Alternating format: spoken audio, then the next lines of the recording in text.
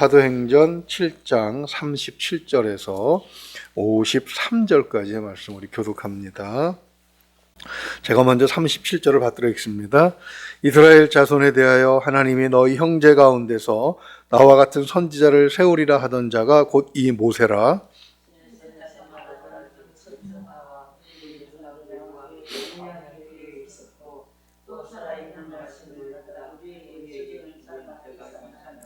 우리 조상들이 모세에게 복종하지 아니하고자 하여 거절하며 그 마음이 도리어 애굽으로 향하여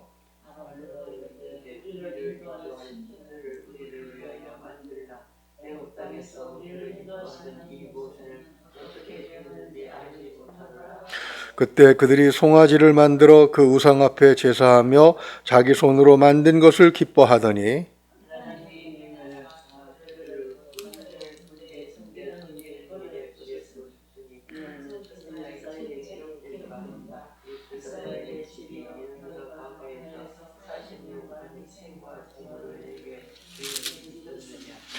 몰록과 장막과 신 레판의 별을 받들었으며 이것은 너희가 절하고자 하여 만든 형상이로다. 내가 너희를 바벨론 밖으로 옮기리라 함과 같으니라.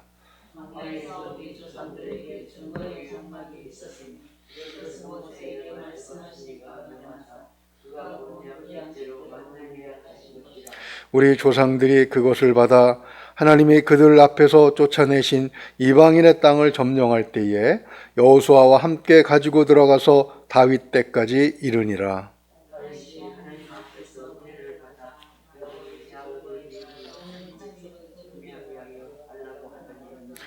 솔로몬이 그를 위하여 집을 지었느니라.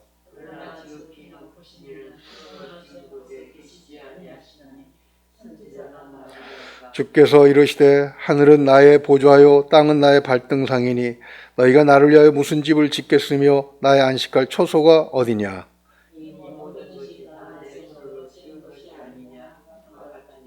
목이 곧고 마음과 귀에 할례를 받지 못한 사람들아 너희도 너희 조상과 같이 항상 성령을 거스르는도다.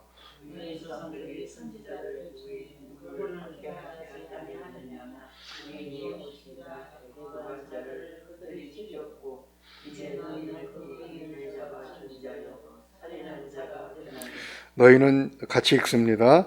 너희는 천사가 전한 율법을 받고도 지키지 아니하였도다 하니라. 아멘. 스데반은 헬라파 유대인이죠. 그는 자기와 같은 사람들에게 가서 복음을 전했습니다. 당시 헬라파 유대인들은 자신들의 출신지에 따라 회당을 만들고 거기서 성경을 공부하고 공동체를 유지했습니다. 스데반이 그곳을 찾아가서 복음을 전했을 때 순수하게 복음을 받들고 주께로 나오는 자들이 많이 있었지만 6장 9절 하반절 말씀처럼 어떤 자들은 스데반과 논쟁을 벌였습니다. 진리와 진리가 아닌 것이 싸우면 누가 이기겠습니까? 6장 10절을 보면 스데반이 지혜와 성령으로 말미암아 그들이 능히 당하지 못하여. 특히 영적 진리가 이길 수 있는 것은 성령께서 지혜와 용기를 주시기 때문이죠. 그러나 그 결과는 다릅니다. 6장 11절 보면은요, 사람들을 매수하여 말하게 하되 이 사람이 모세와 하나님을 모독하는 말을 하는 것을 우리가 들었노라 하게 하고 거짓 증인을 내세워 누명을 씌우죠. 이런 행위를 한자어로 적반하장이라고 합니다. 도둑이 도리어 매를 들고 주인을 꾸짖는다는 그런 의미죠. 여기에 따라 붙는 말이 유분수라는 말이 있죠. 적반하장도 유분수지라고 말합니다. 즉 적반하장을 해도 자기 입장을 생각해서 적당히 해야 된다 그런 뜻인데 그렇지 못하다는 것이죠. 헬라파 유대인들은 자신들이 성령의 인도함을 받는 스데반을 이기지 못하자 스데반을 죽이기 위해서 재판에서 재판장으로 하여금 스데반에게 유죄를 선고하게 할 거짓 증인들을 돈을 주고 매수한 것입니다. 스데반에게 죄를 덮어 씌우는데 그 혐의가 무엇입니까? 6장 13절을 보게 되면 거짓 증인들을 세우니 이르되 이 사람이 이 거룩한 것과 율법을 거슬러 말하기를 맞지 아니하는도다. 그러니까 율법과 성전, 이 거룩한 곳은 성전을 말하죠. 그 공회가 성전에서 모였으니까. 그러니까 성전을 거스르고 율법을 거슬렀다. 이것이 스데반이 받은 죄명입니다. 그것은 유대인에게 있어서는 곧 돌로 맞아 죽는 사형에 해당되는 큰 중죄지요. 그러나 스데반은 오늘 본문 말씀에서 성전과 율법을 거슬른 자가 정작 누구냐? 라고 그들을 꾸짖고 있는 것입니다. 거기에 동원된 것은 자기의 판단이 아니고 무슨 논리적 다른 어떤 증거들이 아니고 성경에 기록된 역사적 증거들을 사용하고 있는 것을 봅니다. 진실이 어디 있는지를 그들이 깨닫도록 지금 촉구하고 있는 것이죠. 37절에서 43절까지를 보게 되면 율법을 거스른 것은 이스라엘이다 이렇게 설명을 하고 있습니다. 38절만 한번 볼까요? 시내산에서 말하던 그 천사와 우리 조상들과 함께 광야 교회에 있었고 또 살아있는 말씀을 받아 우리에게 주던 자가 이 사람이라. 모세에 대해서 이야기하고 있죠. 모세를 따라 애굽에서 해방되어 광야에 나와 있던 이스라엘의 모임을 광야 교회라고 부르고 있습니다. 모세에게 율법을 가르쳐 주시는 천사였죠. 이 천사가 모세에게 전해준 율법의 핵심이 뭐였습니까? 바로 십계명인데 출애굽기 20장에 기록이 되어 있습니다. 모세가 이 십계명을 받을 때 그럼 신의 광야에서 대기하고 있던 이스라엘의 조상들은 무엇을 했습니까? 39절 말씀에 하면 그들의 마음이 애굽으로 향했고 40절에서 41절 말씀처럼 금송아지를 만들어서 그것이 자신들을 인도할 신이라고 기뻐 광란의 잔치를 벌였었죠. 스데반은 그 행위가 이스라엘이 멸망할 때까지 계속되었다는 말씀을 42절에서 하고 있습니다. 하나님께서 버려두셨다는 것이죠. 그것은 아모스서 5장 25절 이하에 기록된 예언이 증언한 것입니다. 그 대가가 무엇이었습니까? 우리 43절만 다시 한번 읽어볼까요? 몰록의 장막과 신 레판의 별을 받들었으며 이것은 너희가 절하고자 하여 만든 형상이로다.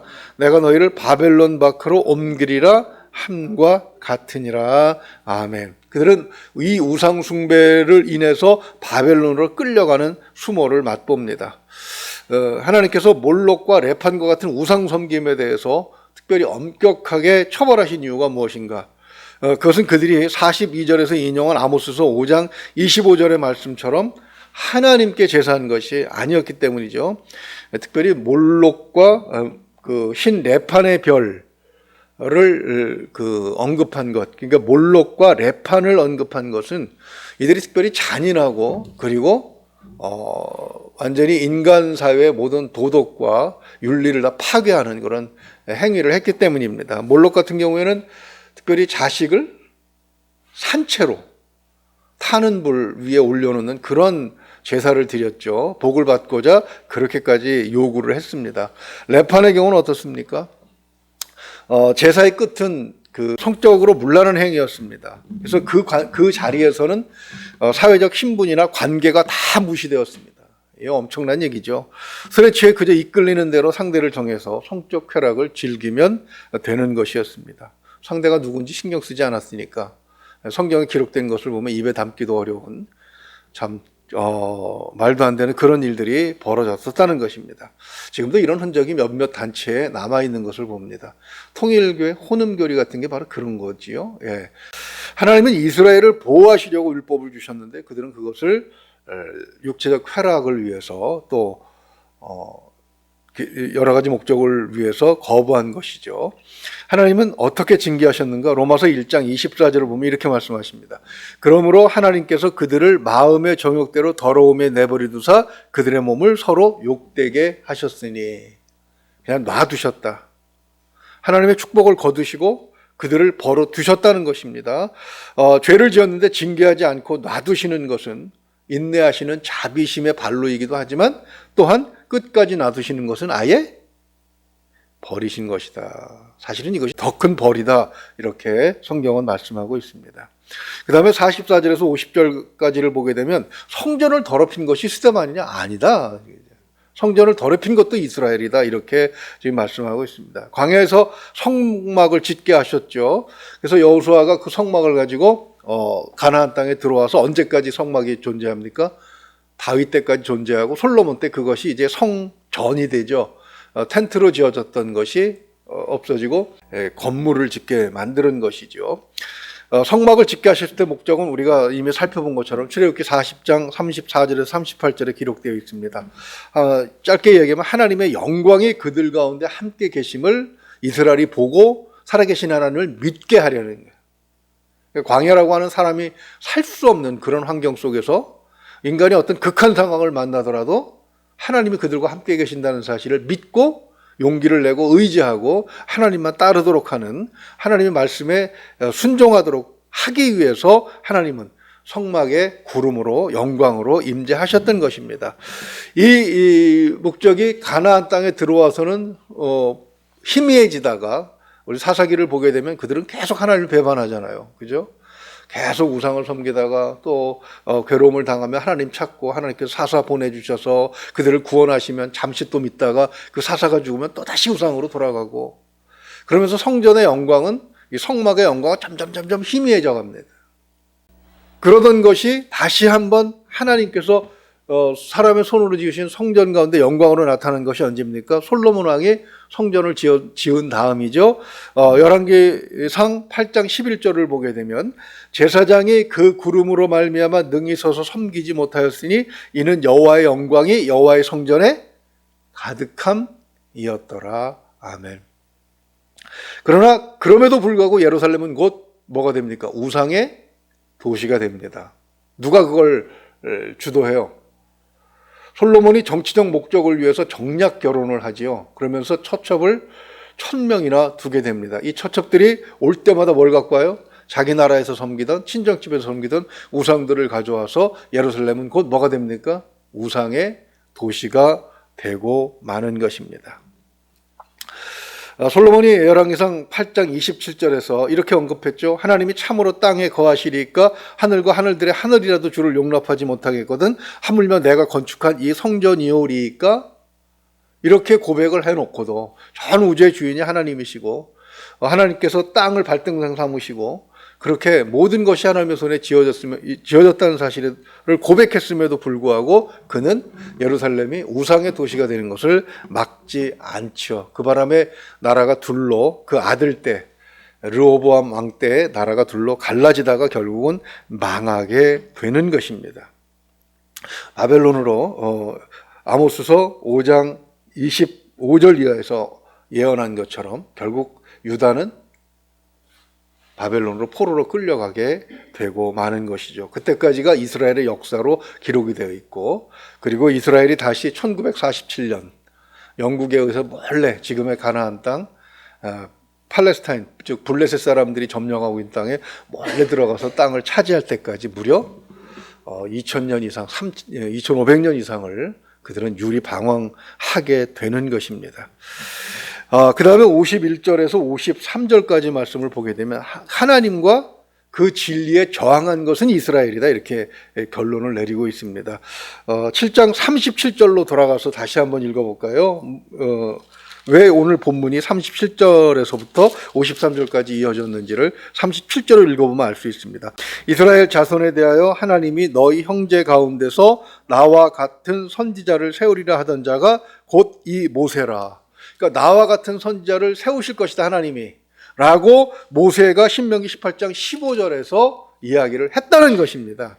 그 사람이 누굽니까? 사도행전 7장 52절 다시 돌아와서 너희 조상들이 선지자들 중에 누구를 박해하지 아니하였느냐? 의인이 오시리라 예고한 자들, 즉 예수 그리스도께서 이 땅에 오시리라고 예고한 선지자들은 다 잡아 죽이지 않았느냐? 누가? 이스라엘의 조상들이. 그죠? 이건 예수님도 하신 말씀이죠. 너희는 그 의인을 잡아준 자요 살인한 자가 되었다. 그리고 예수님까지도 결국은 어떻게 됩니까? 그들이 죽여버리게 되죠. 즉 그들이 율법을 모세를 통해서 받아서 그들은 율법을 특별히 누구의 율법이라고 얘기합니까? 모세 율법이라고 하면서 신성시해 왔습니다. 그리고 스데반에게 율법을 지금 어겼다고, 거스렀다고 죄명을 덮어 씌우고 있는데, 그러나 정말 율법의 핵심인 바로 예수 그리스도에 대해서 거부하고 그리고 그를 십자가 못 박아 죽인 것은 너희들 아니냐, 이런 결론으로 오늘 말씀의 끝을 맺고 있는 것입니다. 그러면서 53절을 보게 되면 너희는 천사가 전한 율법을 받고도, 시내산에서 모세가 받아서 전해준 그 율법을 받고도 지키지 아니한 것은 뭐는 너희들이 아니냐. 이렇게 그 결론을 내리고 있는 겁니다. 이 정리를 보게 되면 왜 그들이 하나님의 율법을 거부하고 그리고 성전을 더럽히고 그리고 결국은 하나님의 선제들을 잡아 죽이고 진리를 얘기하는 자들을 거스릅니까? 첫째는 불안감 때문이었죠. 광야에서 우리를 인도할 신을 모세가 보이지 않자 두려움에 떨면서 눈에 보이지 않는 하나님께서 분명히 그들에게 표적과 기사로 임재하셨음에도 불구하고 그들은 두려움을 극복하지 못했습니다. 그리고는 그 몰록과 레판의 경우를 보게 되면 결국 쾌락을 위해서. 근데 이 잘못된 것이 오래되면 뭐가 된다고요? 관행이 되고 그것이 유전이 됩니다. 전통이 됩니다. 이렇게 되면 누구도 그것을 깨부시지 못해요. 사실 스데반이 은혜 받고서 그냥 예루살렘 성전에 예수님을 따르는 제자들 사이에만 있었으면 스데반은 존경받는 사람입니다. 우선 그가 맡은 역할이 무엇입니까? 재물을 받아서 나눠주는 역할이잖아요. 얼마나 많은 사람들이 스데반을 존경하고 또 그가 성령의 인도하심을 받아서 표적과 기사도 행한 사람입니다. 우리가 지금 스데반의 말을 이 7장에서 보고 있습니다만 그 말씀에도 아주 정통한 사람입니다. 그는 교인들 사이에 섞여 있으면 그는 존경받고 대우받고 편안하게 일생을 보낼 수 있는 그런 사람임에도 불구하고 그는 어디로 꾸역꾸역 찾아가는 거예요. 자기와 같은 헬라파 유대인들이 모인 곳을 찾아가는 겁니다. 거기서 논쟁이 있을 것을 알고 예수님을 십자가에 못 박은 사람들이 자기도 그렇게 할 것을 알고 사도들을 공회에서 누명을 씌워 핍박하는 사람들처럼 그런 일을 당할 줄 알고도 그는 그들 사이로 가서 진리를 전하는 거죠. 왜요? 성령께서 함께 하시기 때문에. 우리가 찬양 부른 것처럼 그렇죠? 예수께서 함께 하시면 그곳이 바로 천국이고 그곳에서 우리는 그 할 일을 감당할 수 있게 되는 것이지요. 바로 유대인들이 그 가지고 있는 알량한 특권 때문에 하나님의 진리를 거스르고 있다는 사실을 과감하게 지금 던지고 있습니다.